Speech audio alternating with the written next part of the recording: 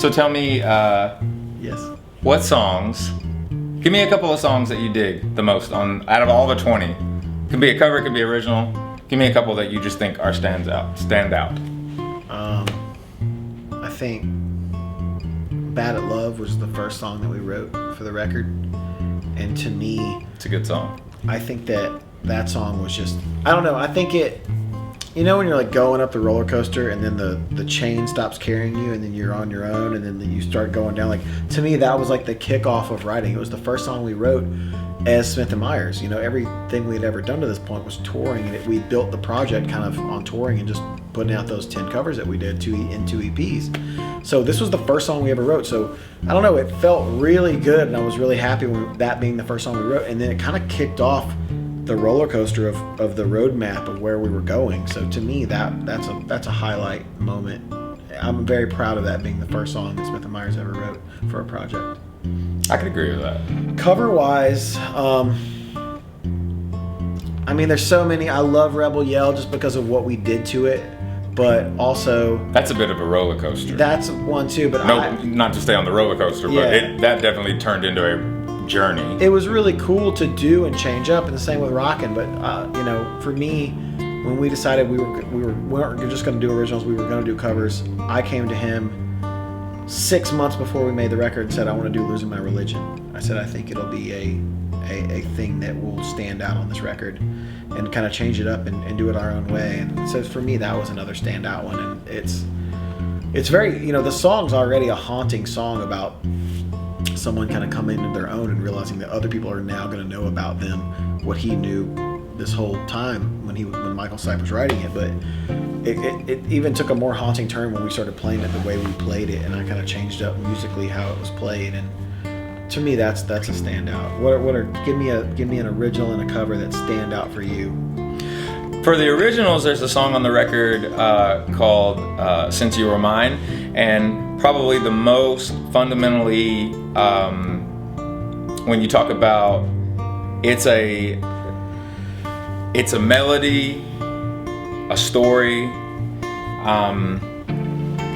and it's not done in some way of trying to be clever, or I don't necessarily think that I have to use the term reinventing the wheel.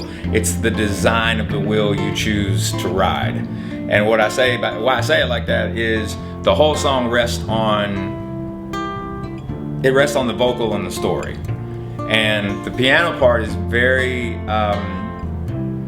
yes, it's haunting, and yes, it's simple, but we take the Quincy Jones approach to things sometimes, and that is, can you play it with one finger and it still resonate and still have meaning and still have depth, so that you are building a foundation to let the melody, the lyrics, and the story shine through. As a tribute to that, the intro is one finger. And it is literally like the beginning of the song.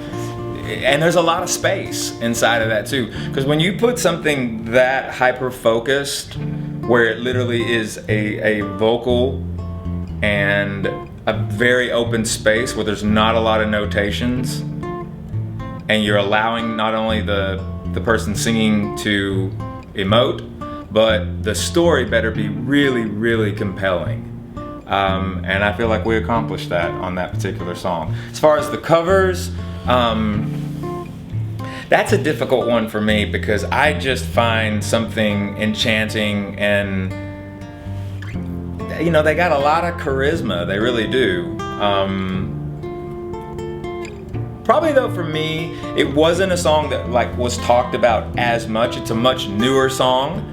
But probably the cover of Post Malone that we did for Better Now is one of my favorites, just because I think that we stayed true to the song, but we also showed a different side of what that song could be. I'm a huge Post Malone fan because I love the fact that he has this ability to move in and out of not only, you know, trap music and rap and different, you know, really broad base for hip hop, but also has this incredible metal and hard rock background as well. He's actually a great singer, and you know, is really, really good at a lot of different instruments too. He's not like a one-trick pony. So like when you really dig into that guy, what he's capable of doing, there's a lot going on in that dome.